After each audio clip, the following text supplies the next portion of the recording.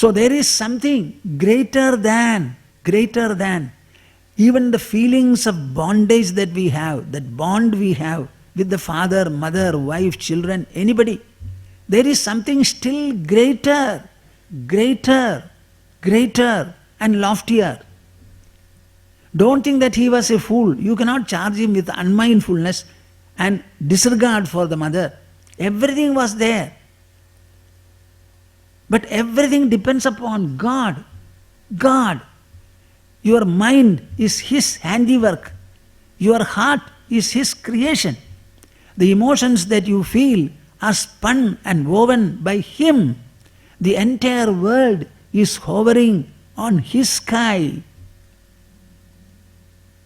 So when it comes to a question of looking to God, turning to Him, possessing Him, living after Him, conducting His mission, no relationship, nothing will stand on the way.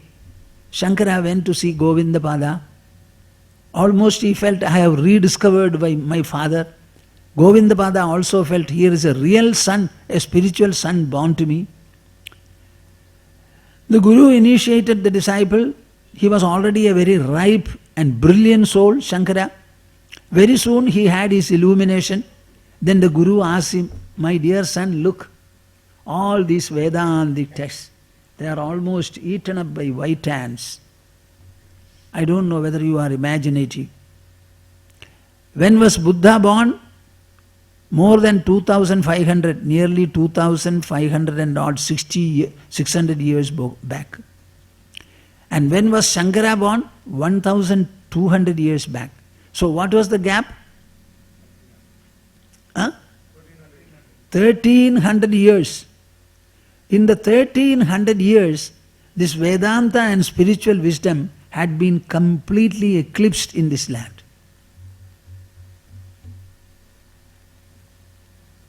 Our Bhagavad Gita was not attended to.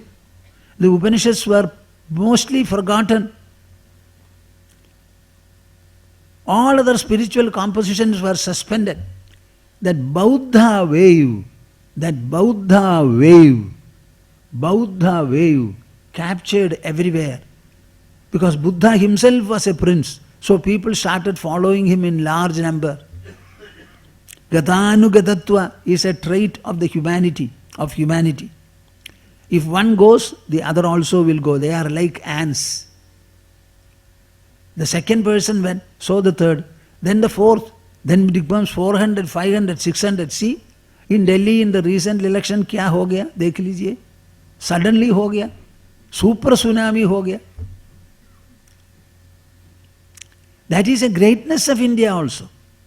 This is the greatness of India. Can you imagine? So he said, 1,300 years of eclipsing. You have come here seeking this Brahma Vidya. I have planted it in you. You have understood its greatness. But my dear boy, you are brilliant, you are capable of doing, discussing, debating if necessary, and spreading the wisdom anywhere that you want. Those were days not of telecast and all that. Scholars were there here and there. Proponents were there. Leaders were there. They were to be contacted and the subject discussed, and they had to be won over. So it was an individual wrestle and bout. So will you be able to do something to save this great wisdom which you have got from me? He said, yes.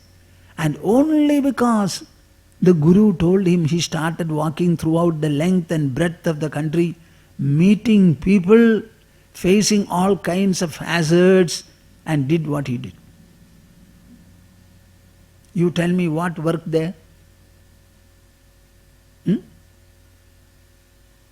What worked there? His gratitude, his emotional bond, the loyalty and fidelity his heart felt towards his teacher. He has given me what I wanted and what I cherish. Let me also tom it for the others. And he did everything for it. It was not merely the Shankara as a seeker, but Shankara as a fond disciple of the Master. That bond is what worked there.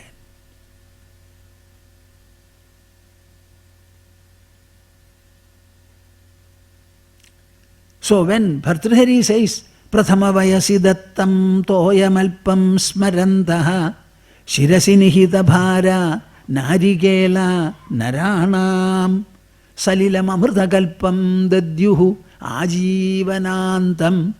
90 days of water given by the cultivator. 90 days.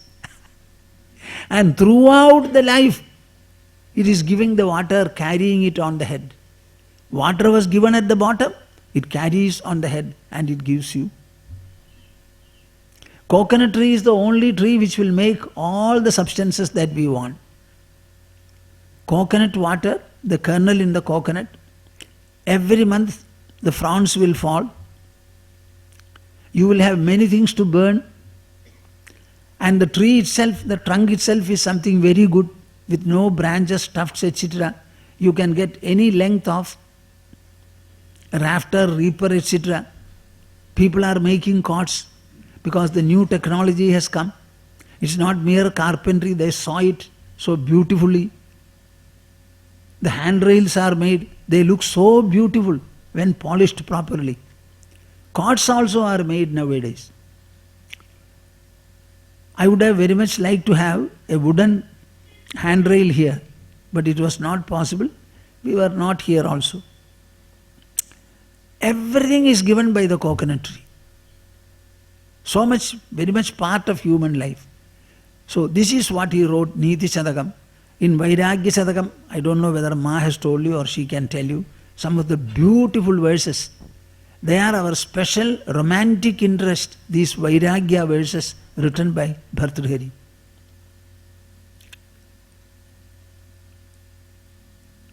Why I tell you all these things? Brahmavid apnoti param.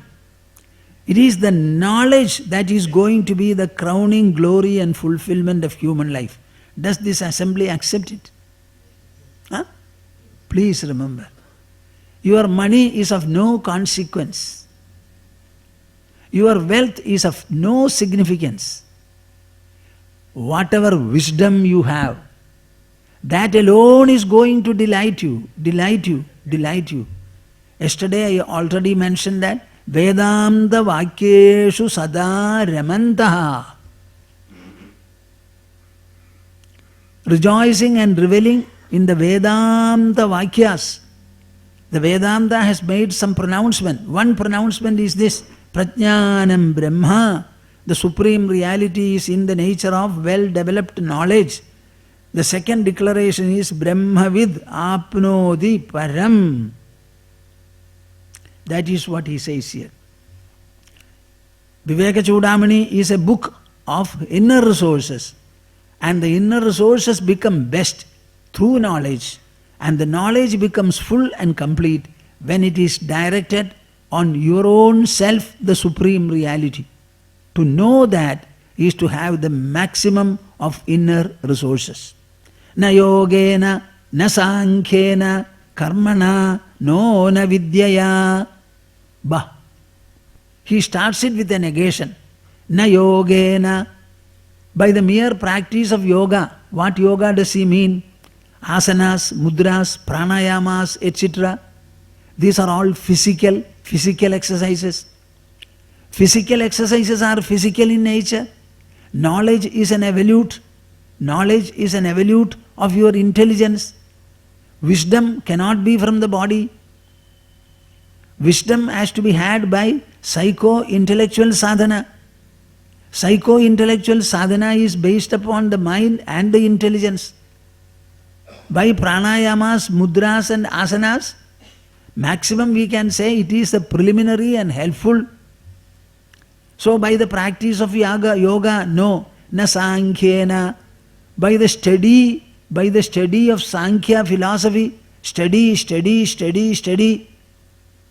By dabbling in the scriptures, intellectually, never thinking about the purity of the mind, the sharpness and sublimity of the intelligence. What we want is purity, refinement, attunement, attunement, sublimation, sublimation, enrichment, enrichment. This is what we want. A study that does not help you there, it is of no consequence. Karmana, any number of rituals including pilgrimage, many things are there. No na vidyaya, by gaining a lot of knowledge. A girl, rather she has become a woman, appearing to be a brahmacharini, she came to our ashram. She had come earlier also, so I could recognize her. What is it that, why have you come? Swamiji, I want to take admission for PhD in Bhagavad Gita is my subject of research. You are going to take PhD for doing research in Bhagavad Gita. My dear girl, what are you doing? Why don't you study Bhagavad Gita under a teacher? Go to an ashram. She was already a brahmachari. I didn't know what she was doing, but I had seen her earlier.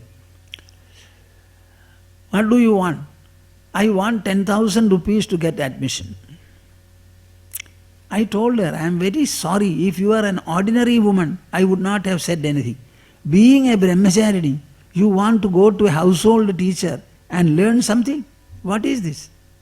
Bhagavad Gita is to be learned in a totally different context. Why don't you go to an ashram and learn it under an ascetic teacher? She was never prepared to accept. In any way, you come. I gave her 10,000 rupees to get admission. I told her that this is not the way. Even some of the spiritual training centers in our country, they say we give you a 3-year or 4-year program. After that, we give you official brahmacharya, if necessary, sannyasa, go ahead. It's not right. This is not something to be learned like that. Learning is necessary, but that scriptural learning is of a different order and kind. Na vidyaya, merely by knowledge, by intellectual mugging up, it cannot be had. Brahmatmaikatva bodhena, then by what? Brahma Atma Ekatva bodhena. Brahma Atma Ekatva bodhena. Say. Atma Ekatva bodhena. Brahman is the supreme reality pervading everywhere. Atma is the inmost self. Though we are referring to the two, with reference to physical entities, actually neither these distances nor these locations, nothing is there. If you take the whole universe, is there any center of the universe?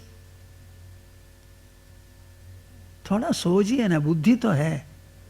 सभी चुप रहते हैं क्यों?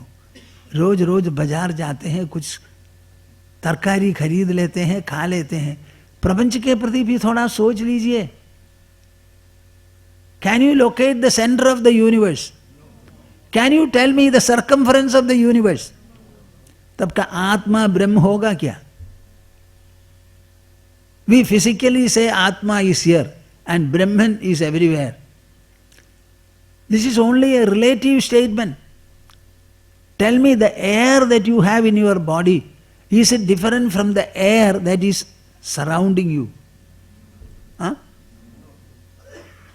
The space that is in you and the space around you, are they different? Greater is the truth with regard to the soul that you have. With reference to the body, you say it is the soul. With reference to the universal extensiveness, you say it is Brahman. These two are not different, So sitting wherever you are carrying a universal dimension in you. Are you able to understand? छोड़ दीजिए ना ये mental poverty. मैं इस प्रकार का हूँ, इस प्रकार की हूँ, मुझे ये है, वो है. What is this? Who asks you to lament in this manner? Physically your body is grown and it is declining after 21 years. Mentally and intelligently you are growing, you have to grow, continue to grow till the last breath of your life. So never plead, मुझे ये नहीं है, उसका अभाव है. किसका अभाव है? Do you have Any dearth of air? Huh? Boliye na. Do you have any dearth of water? You won't complain. So do you have a dearth of your mind? Of your intelligence? Of your eye? Then what is it that you are counting? मेरे पास पैसा तो नहीं है, पैसा से क्या होगा? You know, Bhartrhari left the throne and then he got the supreme. Shankara left the widowed mother and he got what he wanted. So to get the supreme, do you have to possess or dispossess? Boliye na 100 times. 50 mind hours dijiye. Dispossess, dispossess, dispossess, dispossess, dispossess, dispossess, dispossess, dispossess. This is what we want. This is what you want. Brahma atmaigatva bodhena. Understand that the inmost presence in you and the substratum of the entire creation, both are the same.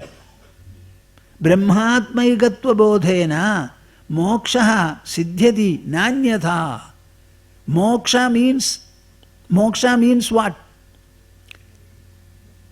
The mind and the intelligence becoming free of their shackles.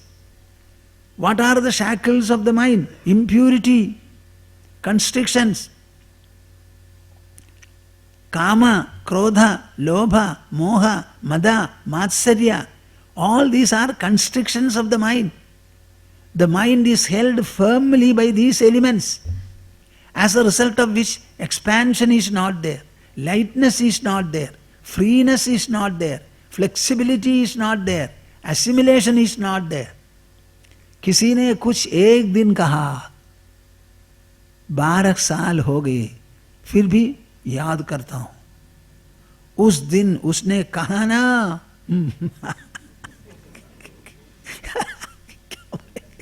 अरे ये एक दिन तो कुछ कहा, तुमने नहीं कहा, दूसरे ने कहा, तुम्हें क्या है? The guilty man is the man who said it, and you are a fool hearing it, you say he has said. Arey, let him suffer. I think I told you earlier also. I shall say once again. A lady came to the ashram. She was about 65 years old, a retired bank manager. She was looking so thin. Oh, I could not bear the sight. You know, in the shoulder, etc., there is a pit where I can pour a few milliliters of water. Generally, people come to see me by 11:30, 11:15. I go there in the satsang hall, and after finish, I say, do you have anything? I am happy to see you, etc. Nobody will speak. When I wind up the session giving prasada, asking them to go, the bell is rung for the meet. This Swamiji, we have something to say. Seeing her, I said, okay, you go for the second batch. I sat. She was telling me, Swamiji, I have been deceived. Deceived by whom? By my husband. And she was narrating to me. She was about to retire. In Kerala, some blade companies are there. They charge exorbitant interest. 10 rupees for 100 rupees per month. So how much is the interest? There are people who charge 15 also per month.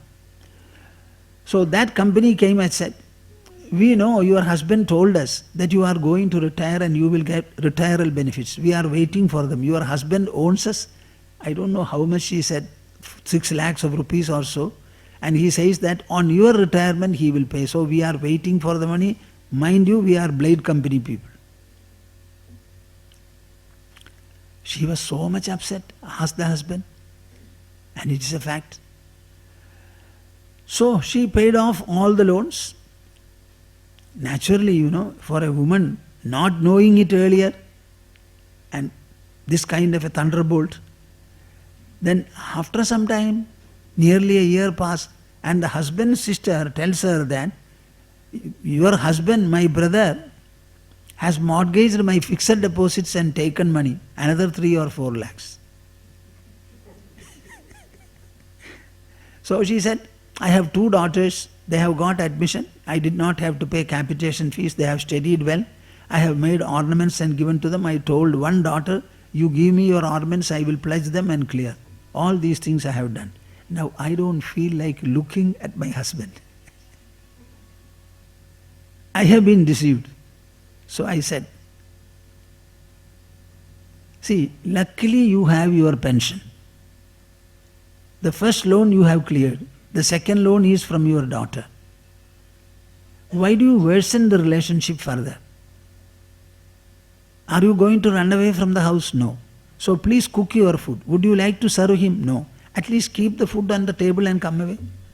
Never give any room for the others to talk about this factor.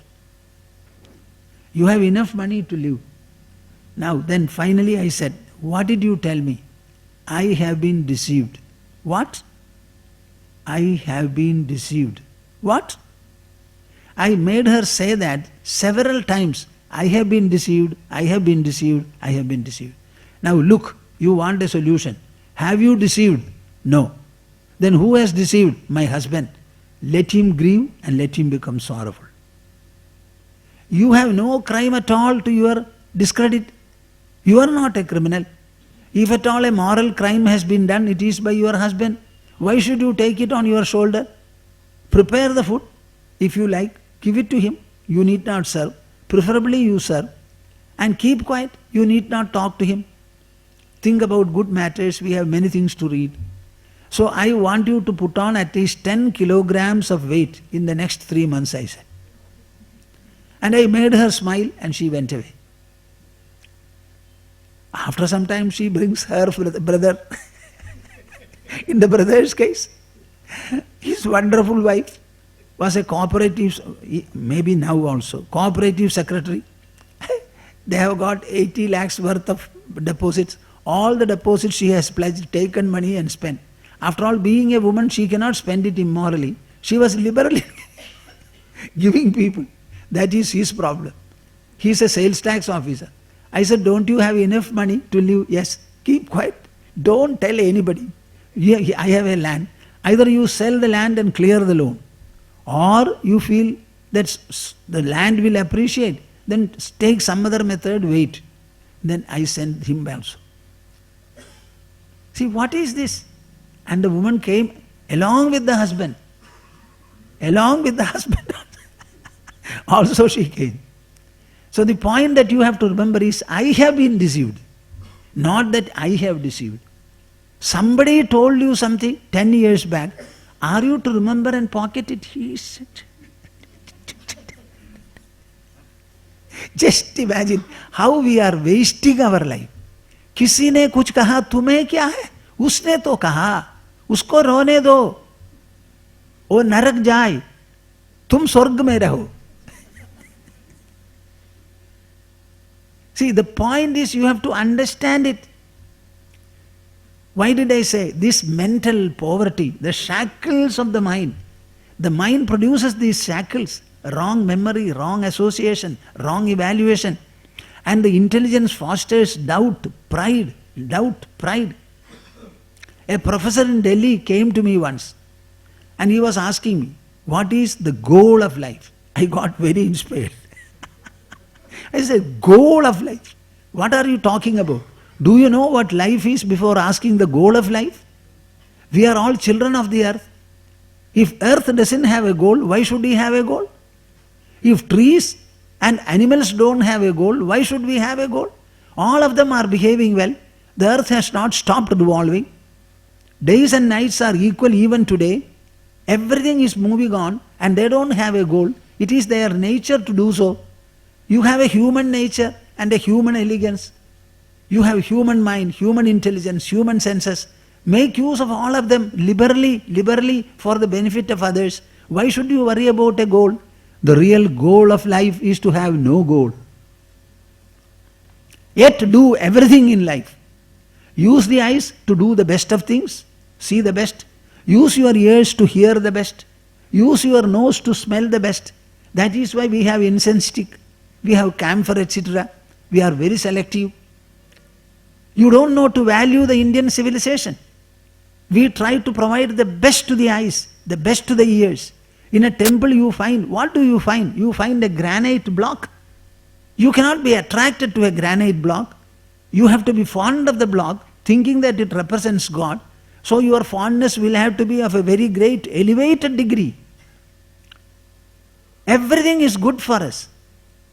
So finally he said, I have prostrated only before my father, and I am prostrating before you. Thereby meaning his prostration is very costly. I told him, whenever you prostrate before somebody, what does the man you prostrate before get? You punish him by posing for you for being prostrated, and then be patiently, look at him, etc. When you prostrate, it is your prostration, and you get the benefit of humility and blessing. We prostrate before the idol. Does the idol get any benefit? So every act that we do is primarily to improve or benefit ourselves. So I told him, your prostration, in what way the person before whom you prostrate gets benefited? So the expression of humility on our part enriches us, rewards us, it blesses us.